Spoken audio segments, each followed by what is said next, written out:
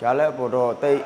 နိုင်တော့နိုင်သွားတယ်ဗျတိတ်ကျင်းတဲ့အားရမှုတော့မရှိပါဘူးဗျလွယ်ချက်လေးတွေရှိပါသေးတယ်လေ့ကျင့်ပြည့်စုံပန်းအခုကျွန်တော်တို့ဒီပွဲတွေကိုကြည့်ပြီးတော့ပြန်သုံးသပ်မှာထွေနီမှာအဲ့လို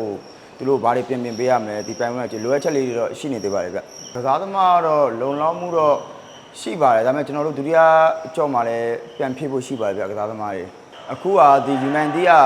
ဂျပန်တီးလေးများတယ်အဲ့တော့အသင်းတိုင်းကကောင်းတယ်ဗျ short တက်လို့မရဘူးပေါ့နော်ကိုညမ်းနေရှိရင်ကိုတင်ကခမ်းမှာအဲ့တော့ကျွန်တော်တို့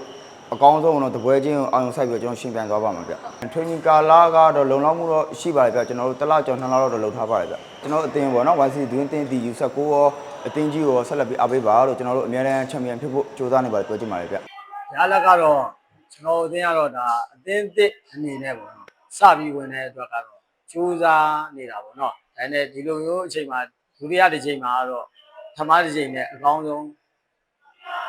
ကစားကွက်နဲ့ပေါ့ကစားခဲ့တယ်။ပြိုင်ဘက်ကတော့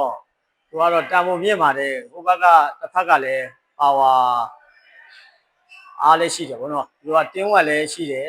တည်တည်ကြကြစွစွစည်းစည်းနဲ့ညင်ညွန်းနဲ့ကစားသွားလို့သူတို့လည်းဂိုးပြတ်နဲ့နိုင်သွားတယ်ဗောလေ့ကျင့်မှုပြင်ဆင်မှုကတော့ကျွန်တော်ကတော့ရက်အနည်းငယ်ပဲရခဲ့တာဗောနော်ဒါနဲ့20ကတော့နေ့တိုင်းလေ့ကျင့်နေတာဒီတဲ့ဗောနော်အကောင်းဆုံးပုံစံနဲ့ဒီတဲ့ခြေသွမ်းတွေအများကြီးပေါ်ပြပြီးတော့ကစားသွားမယ်နောက်ပွဲတွေလည်းအနိုင်ကန်သွားမယ်လို့ပြောကြပါ